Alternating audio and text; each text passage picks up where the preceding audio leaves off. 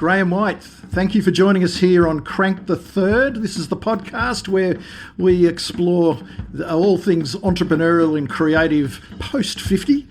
You've got a great story to tell. It's all about starting your own business into your 50s. But before we get into that, what were you doing 15 years ago? 15 years ago would have been year end at Howarth, which was part of Ogilvy Public Relations. So we'd closed the year at around the 16th, 17th day, and then the next 2 days finalising all the numbers before they're submitted. So that was the pressure point, just to make sure everything stacked up and was aligned with where you think you should be. And then you could down tools for a couple of weeks and then it would all start again. So that's in the big agency part of town, which we'll get into. But and before we get into that interview proper, what about an album? What's an album you've been listening to, or a lot? Yeah, I went to see Coldplay in November when they were here touring, and it'd been a while since I'd listened to some of their albums. So after the concert, because I only went to the concert because my son got some tickets, and he thought, as an old man, you'd appreciate Coldplay. But it's a band that straddles all age groups. I noticed when I was there. But yeah, Parachutes. I remember when I arrived in Australia, Yellow was one of the first sort of songs that I sort of picked up from them. Yep. So I thought I'd go back and listen to that album, and it's probably now in my Spotify 2024 unwrapped. Not listened to. Yeah, exactly. Okay, now let's start. We've known each other for quite some time. We've both come from been in the same industry or are in the same industry. But I did spot some weeks back, you did write a piece about starting a business. This is in LinkedIn, starting a business in your 50s and, the challenges, but how good it's been. And I want to unpack that because, I take it's your first business. Yeah. And that's a big jump.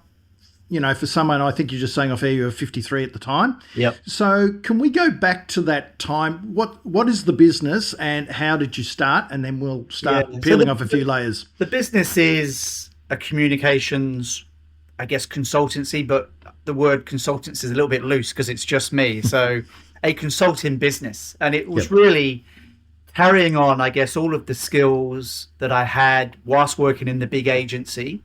Because when you've been doing that for 25 plus years, you take for granted, I think, what you've learnt during that time. And essentially, those are your skills. So when faced with, we went through COVID and obviously we made some adjustments. This is going back to the big agency. And then as we got towards the end of 2020, decisions were made to cut the cloth a little bit more. And I was one of those that was tapped on the shoulder. Yes, I was surprised, but, is it ageism in action? I don't know. I was 53. I was probably too expensive in terms of balancing the books for the following year because I think everyone thought it was still going to be a tough year. Yep. So I was one of the last three to get that ticket out. And then, it gave me the opportunity, I think, Trevor, to just pause and then think about, what do I want to do? I could go and try and find a similar role in another large agency, but would I be an attractive proposition? Probably not. I sat down with my wife. She said, look, you've got the networks, the skills. There's some clients that would probably still want to work with you. How about you just set up your own agency? I believe in you. The question is, do you believe in yourself? So that's, where it started. And we sat down and we went for walks, cups of coffee, and just talked it through more. She bought me a book called The Company of One by Paul Jarvis, an excellent read. Yes, and that was about, the future could be for people our age. Bigger is not necessarily better and certainly not more fulfilling. And you can quite comfortably use your skills to create a nice business for yourself, but have full control of who you want to work with, what you want to charge, other people you can work with that are in a similar position or other skill sets that you can flex with when you need them, and not have any of the pressures and overheads that, a big agency wants, because it's just about more outputs and more revenue growth every year. Yeah, it is. So that's really what drove the decision. And then I spoke to a couple of clients that didn't want to stay in the big agency, and they said, look, if you decide to do that, we'll come and work with you. And that's where it started. And the name pratar is a Scandinavian word for conversation and speaking. And because my wife, although born in England, grew up in Sweden, we used to go to Sweden a lot when I was living in the UK. Tried to learn the language unsuccessfully, but picked up a few words. And one of those words was prata. And that seemed to resonate well in terms of a communications agency. And, when writing the copy for the website, it was a fairly easy way to describe, what I do or what I'm trying to do. Not too clever, but just on the point in terms of, the business that I'm in. Yeah. And that's really where it all started. So, you've had a paycheck from you've worked for a couple of multinational agencies. And for people who don't, I guess aren't in the PR consulting game, but it's the same in any business, really. You've got the big multinationals, particularly in service-based businesses and consulting and advertising and marketing. They're big, but they come with, as you've said earlier, you've got to balance the books and all sorts. There's negatives that come with it, working with one, having done so as well as the positives of a paycheck. But okay, so you were, I guess this tipped your hand. You had to make a decision one way or the other, and it was during COVID. What was the year? It was in. So I was. The conversation on the redundancy started early October. In 2020, they made a decision that if they couldn't find another job, and I know they go through a process because in my role, I was also having to be part of that process for others as well that were unfortunately in a similar position. So I knew the process, and obviously that's just a process that you go through. So I left at the end of October, and then I started the business at the end of the second week after that, so around the 12th and 13th of November that year, but still obviously in and out of COVID. But I had 4 clients with me that I could start work with in January. So I just spent November, building the website, building credentials, getting a very good accountant who was a recommendation from someone that went solo 10 years before. So my accountant's a small practice up in Tamworth, but great guy, and he gave me all of the insights in terms of, even though I've run a big agency, when you run a small business, it is a little bit different. And, cash flow is the biggest crippler in terms of success or failure. And, I was fortunate in I had some money to underpin me from the redundancy and, try and keep your overheads low, make sure your clients are, paying on time, all of the sensible advice and wisdom that you get from accountants and from your own CFOs. And then it just sort of rolled from there. And technology as a sector, I think, is still not an attractive sector for a lot of consultants. They just find it too complicated, far too technical. But, as we know, technology underpins everything that we do today. And COVID was proof in point. And it's been a fabulous industry for me. I've been in it for almost 30 years now and seen a lot of change. And a lot of change. And it's good fun. And, you've got all the contacts, so use them. Absolutely. And you've got to love foundation clients, don't you? You love them for the whole duration. The other thing there is, and what I liked what you said is you kind of didn't let the grass grow under your feet. You took a quick break and then started again. Yeah. And even though you weren't starting necessarily on clients, you started getting the business running. And I've heard some horror stories where people just say, I'll get around to all of it and all of it. But as you know, the run-up, by the time you, particularly in consulting, by the time you unless you bill in front, but, depending on how big your clients are too, do they pay in 30 days, 60 days? Cash flow is king. So, by the time you win business and do the business and bill it and get paid, it could be 90 to 120 days. So you've got to get cracking if you go down this path. Yeah, and to get going, you need a website, so I just used GoDaddy. It was simple, worked on the copy, got that up and running just so I've got a shop window. I don't think it helps me win business, but it's there if somebody finds it or they want to have a read, as you get some analytics off the back, but it's there and it's important to have it.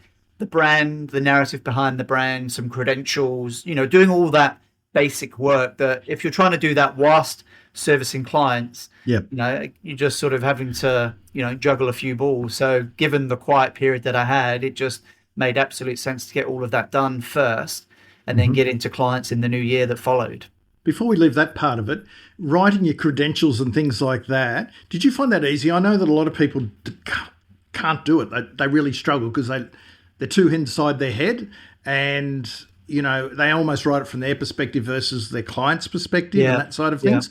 Is that something that sort of, I know you're a writer, obviously, because you've been in the game, but to do it for a client is easier than sometimes doing it for yourself. It is, yeah. I mean, even when you're doing it as a big agency, it's the credentials of the agency rather than, you as an individual. So yeah, you don't want to make it too over the top or a bit too wanky, if that's the parlay. But yeah, it's just enough so that someone can, if they don't know you, this person looks like they know their onions and is someone that maybe I should talk to. So it's just trying to communicate that, and then just really a summary of the services that you provide. But it's funny because people still struggle to understand what PR people really do. So you have to sort of break it down into modules. So this is what media relations is. This is what strategic comms is. This is content, just making it super simple. Yeah, indeed. And so with that in hand, were you always going to name as an agency, even though as you said, you're sort of a solo operator? Do you bring in other people for overflow work? Yeah. Is it more like a collective? Yeah, I've got, so if a client needs any digital work, I found a couple of really good digital people. One lives up on the northern beaches and the other one in a west. And one was a guy on his own, and the other one was an agency of 4 or 5 people, but people I've worked with in the past and trust. Yep. Got a great videographer who was a partner of someone that used to work with me at Ogilvy. She does an excellent job when you need video, and it's important because you want to sort of still own the client relationship, and if you can bring in these other experts when you need them, you look like you've got a lot of strings to your bow. You're doing it through, experts rather than trying to fuddle through it yourself. And, it's a great model, and you can flex as you need. It's a terrific model. I was doing it some years back pre-COVID, and I was doing it because I was doing strategy for people and getting a little annoyed that some of my clients weren't actually putting it into practice. So, guys, you need help. And I figured that, gosh, the sorts of things that I wanted to do, I probably needed about 10 to 11, 12 specialists underneath me if I wasn't to do that, the tactical, the hands-on the tools sort of stuff. And just people, as you said, people you've worked with. That's the bonus of having been in the industry for a long time, is that you cherry pick people, and then they haven't got a freelancer mentality. They're running their own business, and if you could, you'd probably hire them. So people of same values, and it's kind of like a collective, and you never feel an issue about putting them in front of a client to get stuff done, which is pretty important. So do you do mainly the strategy and the account management and the ongoing guidance and advice, and then if you need an expert to do something or it might even be, the client has got a very specific need.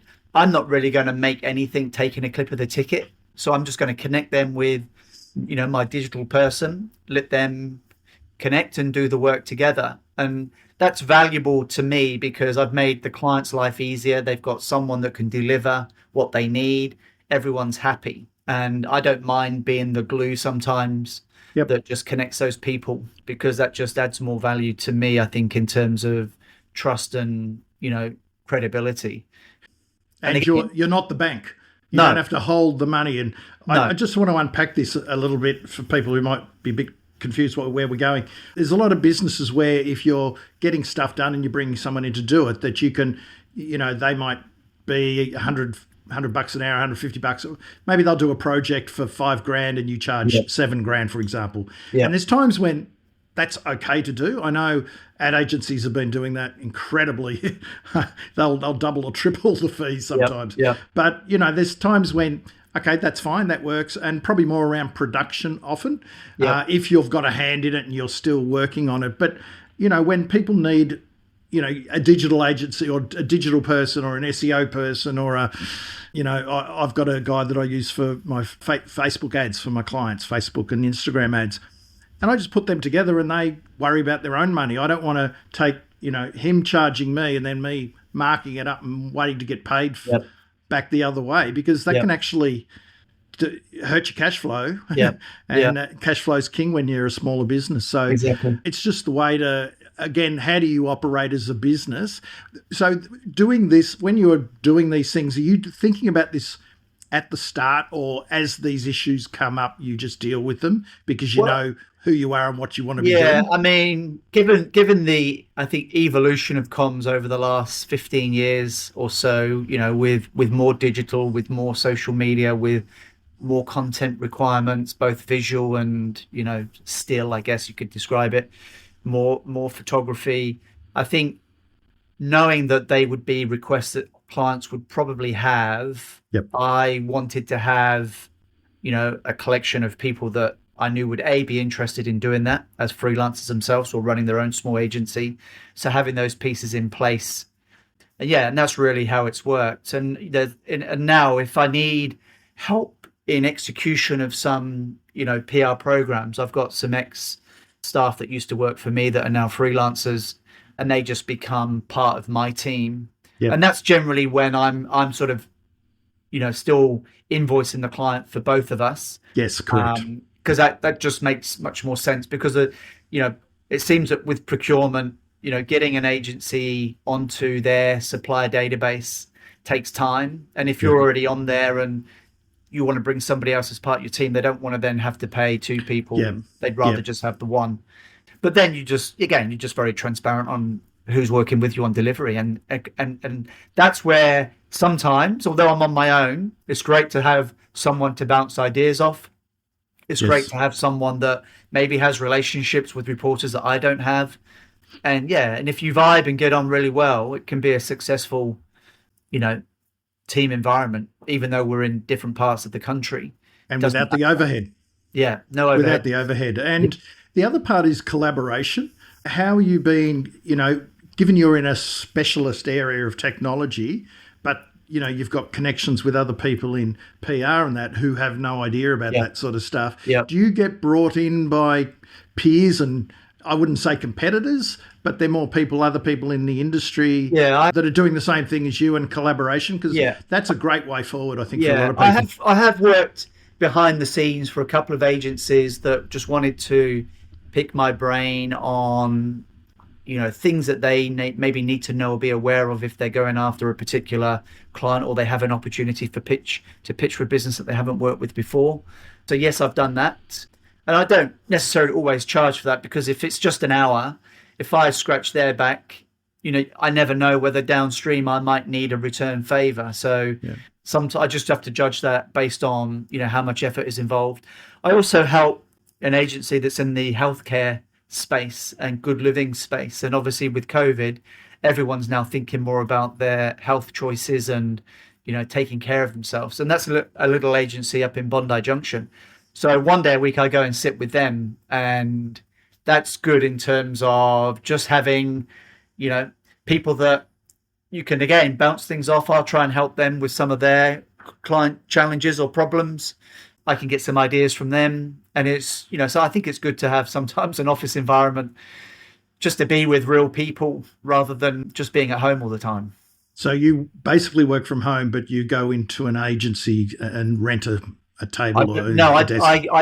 because I'm doing some consulting work for them. Oh, I just okay. go to their office one day Yeah, a week. nice. But, I don't mind working from home. I mean, we Yeah. got used to it, didn't we? We did indeed. We did indeed. And it keeps the overheads down if you're not having to pay for an office. But the interesting thing there is that, a lot of people in any industry, but service-based, they see competitors everywhere. Yet, here you are, you're working with, technically some people would say that's competitors, but it's not. You're just working together, and you're probably even doing more, what something I've done for over the journey is mentor and coach Yep. other agency owners Yeah. because when you've been around a bit Yeah. sometimes people that it's lonely running their business and they want Yep. someone to bounce ideas off. Yep. Have you done much of that side of things I or work with this healthcare agency. She calls Yep. me an oak tree, which is, I sometimes it's like, you don't need to say that. I'm here to help. It's great because they have challenges that you've faced in big agencies, and she'll always say, what would you do if you were me? And I can just give her open advice, and then she can take that and do with that as she sees fit. But yeah, I guess that's the one side of my business where, I could, possibly do that more because it's quite a nice thing to do. And if you can help others with some of your experience and decisions that you had to make, I think sharing that is quite valuable. And the Yeah. PR community, as you know, in Australia is quite small, and it always seems to be sort of 1 or 2 degrees of separation. Yeah. And I was always, when I worked in England, my first sort of managing director that I worked with an agency, a Lancashire lad, but a heart of gold, very empathetic. And I think I learned a lot from him in terms of, speaking to people, spend time with, people that have maybe just started their career as much as those that are at the top of the ladder.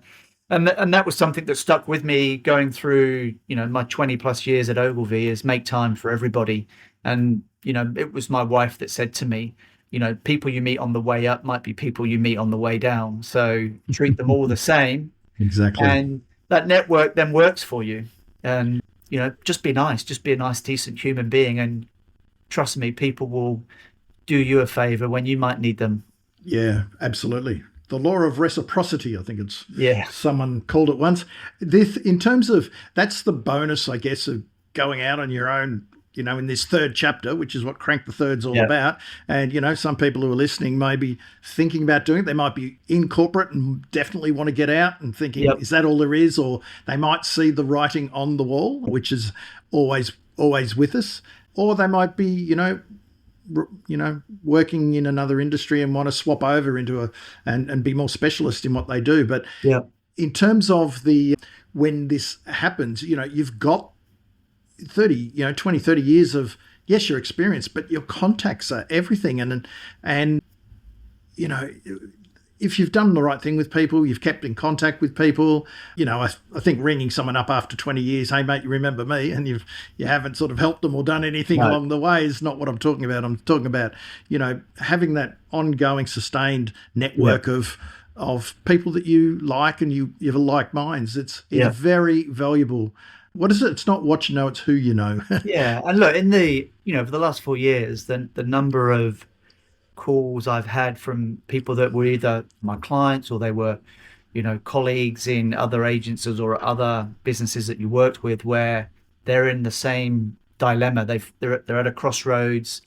They've either been retrenched and now looking at, new options, and, can I help? What would you recommend? And it depends on really what you want to do, but everyone's circumstances are different. If you're the sole breadwinner and you're suddenly out of work at the age of 52 and you've got 3 grown-up children that you've got to take care of and a mortgage to pay, that's an unexpected crisis at the best of time. And it's not easy sometimes to see the wood from the trees in terms of what pathway you can take to get out of it. And I think that's just where you've got to believe in yourself a little bit and think about, everything that you have done to that point, and then try and figure out how you can get the best out of that to create new opportunities for you moving forward. Because I think, some in-house people, when that happened, just wanted to know if I knew of any other in-house role. So they were obviously just thinking of jumping from that role into another one. And look,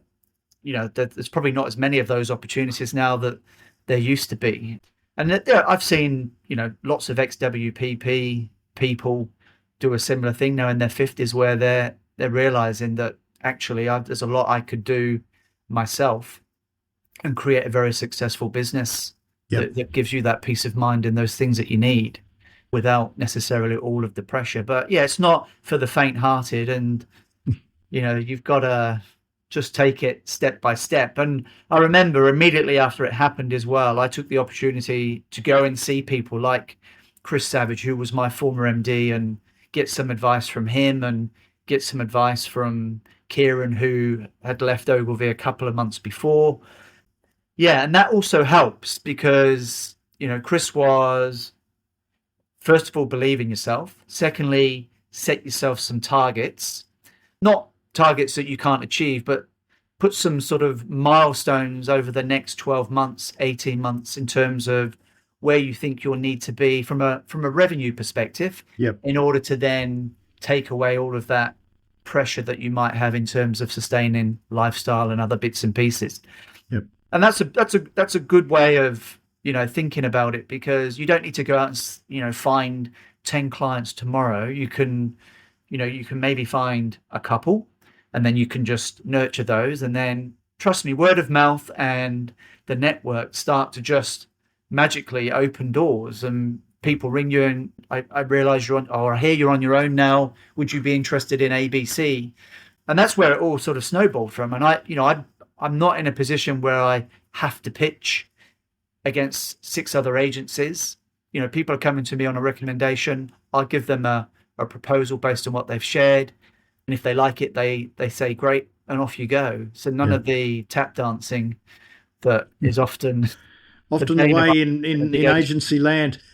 Let me take you back again to, when you, well, how can I put it? You got your marching orders in a nice way. In terms of the how you were feeling at the time, was it relief? Were you worried? Was it excitement? Yeah. Or all of the emotions? I mean, a calendar appointment appeared mysteriously, and my gut told me that not quite sure what this is. When you're in the big agency. How to feel about it. And I remember just saying to my wife that morning, I think there's potential that I might be made redundant today. And she was like, don't be stupid, overthinking. And it was difficult to gauge because we were sort of in and out of the office then, slowly getting back into a routine. And I used to meet my boss every couple of weeks anyway, because I was COO and he was CEO. It's just that this meeting changed, and it just happened to be a day I was going in. And yeah, once it happened, you're angry to begin with because you don't believe it's the right decision. Then you kind of go through this, I guess, emotional journey of some relief, because, when you've been in the one agency for more than 2 decades, something to force change can be a good thing, because you just get comfortable. And that can sometimes be your Achilles heel because you're not necessarily as hungry as you used to be. Then I had the opportunity to walk from the city back home to Kensington, which is, for those that are living in Sydney, it's about a 45-minute walk. And then, a good third of that walk is in amongst the big trees on Anzac Parade. So it's quite a peaceful walk. And I met my wife sort of halfway down Anzac Parade. And then I was thinking, how am I going to tell her? How am I going to explain this? And and she was great because I could just pour it all out. And, she was very reassuring. Obviously, and how much money do we have? But at the time, I didn't know how much we would have, but had an inkling. And then she just said, we'd be fine. You'll be fine. And then, got home and then told the family next. So I've got 3 grown-up children that sort of from the age then were sort of 20 through 28. And they were like very supportive and, you'll be fine. You've done a good job. You're well known. Just get back on the horse was kind of their mentality. And then, and so the hard part, the really hard part and the emotional part was then when I had to say goodbye, to the people that worked for me. And some of them had been working with me for some 10 to 15 years. Yeah. That's when the tears started. Yeah. But the weird thing was that the actual meeting to announce the news of me and the 2 others was all done over Zoom because we weren't back in the office then. And actually I preferred that because I think that enabled me to be, I think, a bit more measured in what to say and a bit more removed from all the, emotional stuff. And then it wasn't then until we had the farewell, lunch and drinks for those that I wanted there. That's when it was more emotional. Time. Yeah. But it was good just to get that all out the system because if it's like a family when you've been there for that length of time.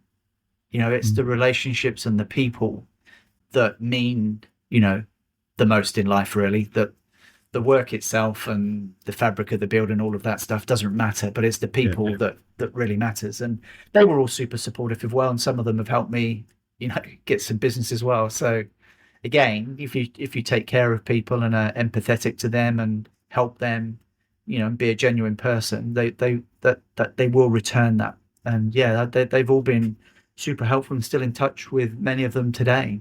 Fantastic. You have to shift gears pretty quick. Yeah, you do. You can't dwell on it. No, like, did you take a day off, or from the the last day, whatever, I don't know how long you sort of hung around for, but the last day at the big agency, what happened the next day? Took a day off or got straight into it? Yeah, I think the next day was a Friday from memory. I can't remember now which day of the week, but a long lunch. Yeah, the weekend, and then straight into moving forward. So on the Monday. Yeah. So what did you do that first day? You sit behind a desk. What do you do? Like, there's so many things you can do. You can do 100 things. I think walk the dog was the first thing. Centennial Park's just behind me, so having a walk around there, having a coffee. It's nice not to have that, because you feel like a weight is lifted off your shoulder, particularly, given the year that we just had as a big agency, and obviously we'd contracted, but then you've submitted your budget for next year. They want growth, even though they know the environment's tough. They still want growth, and you knew that was going to be another super hard year for everybody. To not have any of that was a relief, because that was from 2004 when we were bought by Ogilvy and STW at the time. Every year thereafter was bottom line focus always. And and when you're growing, it's good times, it's great, but when you have some tough years, so 2009, 2010, just after the GFC, it came to Australia late. That was, one tough period, but most of it was growth and, enjoyment. But, from 2020 onwards, you could see things were shifting. And I think now, based on conversations I have with people still in big agencies, it's not easy. And I think the model's changing as well slightly. Yeah. And so did you find... I see things, I've seen people do it in different ways. I mean, I know some people who never really got going, and then they just never got going, and they embraced the lifestyle of walking and coffees and meeting people, but never got going and end up going back to a job. Because I don't think they actually they like the idea of being a solo operator, but never really embraced it. And then you get people, I know what I was like. It took me, I have to turn up to the office. I have to be in the, at this time. And it's taken me quite a few years to say, bugger it, I'll sleep in, or I'll work up till 8 o'clock, or can I take half a day off? I mean, I don't often do that anyway, but it's because you're just so used to it. But did you find that you're still quite disciplined from your corporate years? Yes, in the sense of how I manage or design my workday. I'm still very much about work-life balance is important. So I try not to schedule any meetings on a Friday, just so that day's a little bit clearer, and I can go for a longer walk, have coffee with some friends, and not have to worry about getting back to the desk and being on call. So I treat Monday to Thursday as like the working week, and but I can take breaks. There's no sort of set start time. My set start time is normally determined by some clients in the US that typically want a call at 8:30 or even 8 o'clock, and you can do that. Then you can have a break for half an hour. Yeah, and working from home as well, you've got lots of flexibility to do other things as well. And I try and sort of keep my working week at a maximum of around 30 hours if I can. Which is still a decent chunk, but I don't stress if it's 25 hours or 34 hours, because the work is the work. And I think as well, it's all about how can you be efficient and effective so that you deliver a good job, use the tools that you have at your disposal as well. And I think and as consulting is often conversation and talking to your client as much as it is doing the work as well. And I make time. I still play competitive football at the age of 57. So I play in an over 45s competition that keeps me fit, keeps me active. It's good for mental health. I get out and mingle with blokes my age, and, we still chase a leather ball around the grass, and our wives and partners wonder why. But I think I'll keep doing that until I can't do it. And Yep. I've also just started now Pilates Reformer, which I do with my wife and my daughter. And that's just a nice way of just trying to keep the body in decent shape Yeah. and Yes, hold off. indeed. So, in terms of the amount of hours you work now versus what you were doing, clearly there'd be a bit of a deficit there, which is great. I mean, from a lifestyle point of view. Yeah. Yeah. Yeah. And I don't want to, and I have thought about it. People go, "Oh, well, could you grow, a small agency?" The answer to that is probably yes, but I don't think I would find that fulfilling. Yep. I think I like the balance now of what I have, and things could change, but Of course. but I'll operate in the here and now, and I'm quite happy with my lot and what I'm doing. Yeah. Well, it sounds, if you're relaxed, you're doing better work, you're picking your clients where Yep. before you wouldn't have had that choice. Correct. You can pick and choose the people you work with, which is a bonus. You can structure your days around however you want. For me, flexibility is key. Yeah. And do you have you got any sort of projects over and above that you sort of are involved in, or, apart from sort of hobbies and stuff, but any professional projects? Not yet. Potentially that could be something, in a year or two. Could be something charitable. I think a number of people my age try and get sort of non-executive director gigs, but I think you've got to go through the Australian Institute of Company Directors if you want to do that properly. I think there's a bit involved. Yeah, and I don't know whether, is it really a pathway that I care too much about? Probably not. Wouldn't be worth doing if your heart's not in it. No, I mean, I'd like to do a coaching badge for football and coach teenagers. I don't think I'd want to coach adults. Yeah.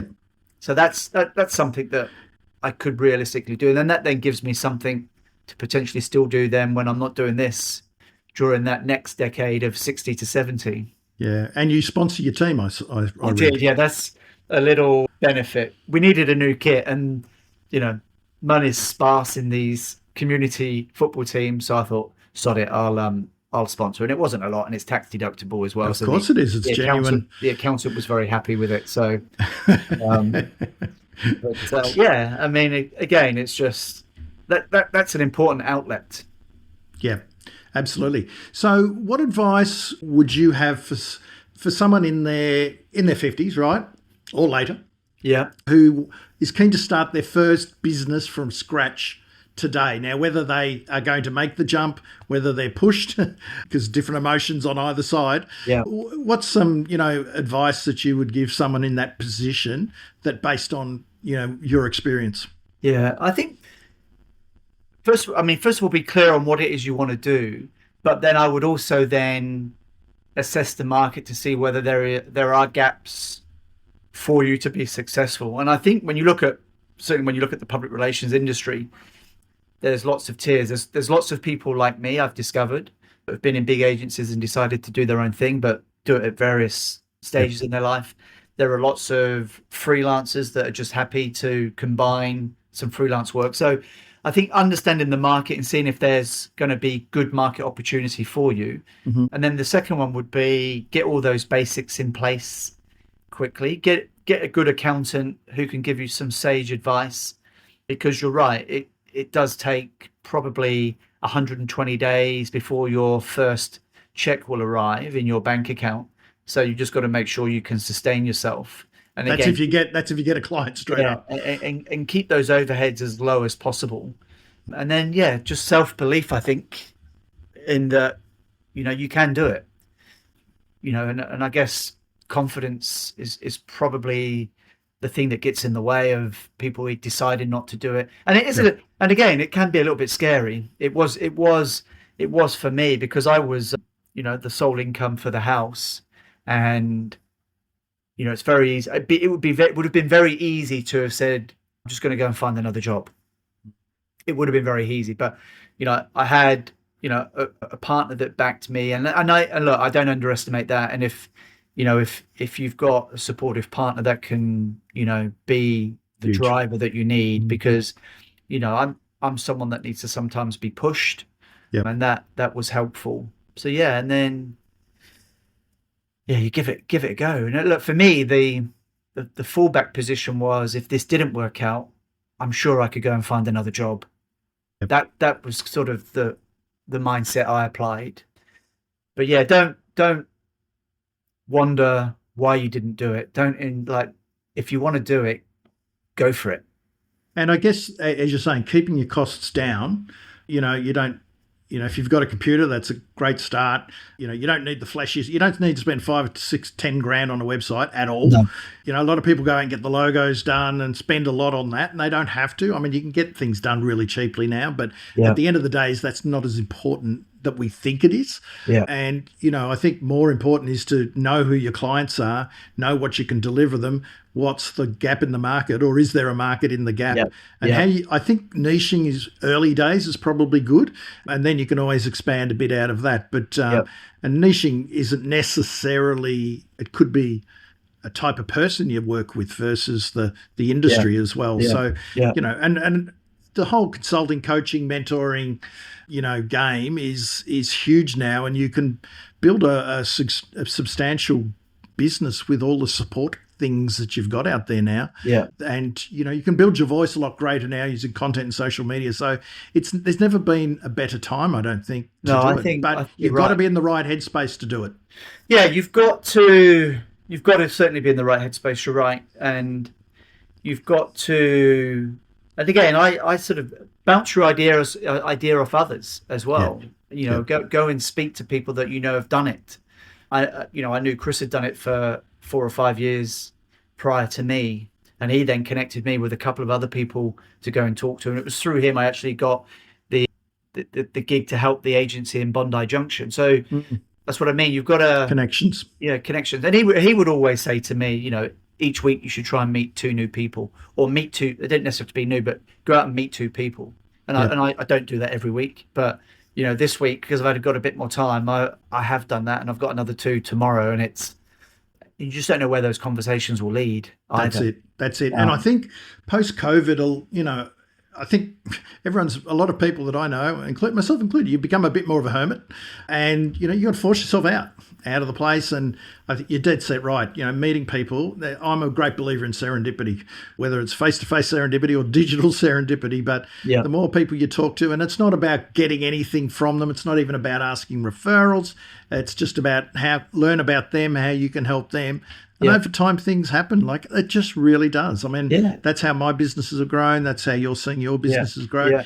And I guess the other thing to be wary of, if you've been a senior person, which a lot of people in middle years have been around the block a bit now, probably in their 3rd decade, if not more, and you've had, depending on the company you've worked for, but you've had support. You click fingers and things happen. There are people there to help you. You go solo, you're doing everything. You're doing everything. And you are. I remember the story of he was a former client, and he was the MD or the head of one of the biggest ad agencies in Melbourne. And he went out by himself and did really well and got some good clients. But he said, you do everything. Like, I'm not used to it. I can't. I go to snap my fingers and nothing happens. And it was a real shock for him. It was a real shock.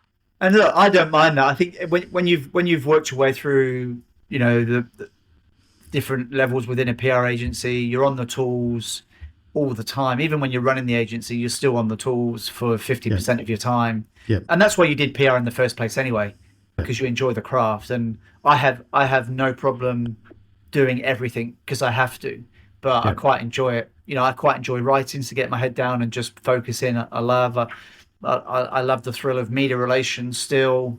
There's no room for ego either in this situation. You've just got to sometimes be humble, take stuff on the chin. But because you're doing it yourself, the best part is that, if I don't really want to work with you, I don't have to. Yeah. So what's next? More of the same, hopefully. And continue to help, build the network. And it was funny because I was having a conversation with someone who used to work with me that is setting up a new agency in the new year, and so I met a couple of them, and just an opportunity for them to pick my brains on a few things. But I think their ambitions to be a bigger agency and create some ripples in the market. But I wish them well. Absolutely. they're in their 30s, so they've got They've got the plenty energy. of time. Exactly. Plenty of time to do that. You've got to get that out of your system first, and then you come to your senses. Yeah, but I think it just illustrates there's a lot of entrepreneurialism out there. Yeah. Where they obviously back themselves, which is great, and I can see them doing well if they can get the right breaks early on. Yeah. Awesome, Graham. Thank you very much. I wish you well in your endeavours. Great to hear your story, and I'm sure there's people out there who would be comforted in your approach and how you gained confidence and now running a nice sustainable business for yourself and your family and enjoying the journey along the way. Exactly. Well, I appreciate you making the time and inviting me on the show. Take care. Bye-bye. All the best.